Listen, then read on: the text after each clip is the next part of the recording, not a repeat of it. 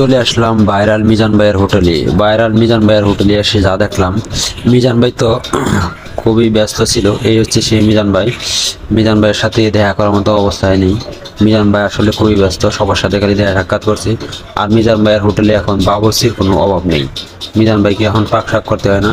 দেখতেই পাচ্ছেন এই পাতিলে 20 কেজি গোস এবং 20 কেজি আলু দিয়ে বসিয়ে রেখেছে। আর অনেক বাবুর্চি আছে, সাধারণ পাবলিকরাই কাজ করে মিজান ভাই হোটেলে, বাবুর্চি টাকা দিয়ে রাখতে হয় না। আর এই হলো মিজান ভাই। মিজান ভাই শুধু ঘুরে ফিরে দেখে। আর এখানে দেখলাম ওই যে খোলা জায়গায় ভাত রাখা আছে, কাস্টমার শুধু নিচ্ছে আর খাচ্ছে, নিচ্ছে আর খাচ্ছে। যেখানে বাংলাদেশের মানুষ 5 স্টার হোটেলে যদি খেতে যায়, তার প্লেটে যদি একটা চুলো পরে তার প্লেটটা চেঞ্জ করে দিতে হয়। আর এখানে রাস্তার পাশে খোলামেলা জায়গায় ভাতগুলো রেখে আছে, রাস্তার পাশ দিয়ে কত গাড়ি ঘোড়া চাচ্ছে, ধুলাবালি উড়ে এসে বসে, তাও খাচ্ছে। সবই ভাইরাল রে ভাই, সবই ভাইরাল।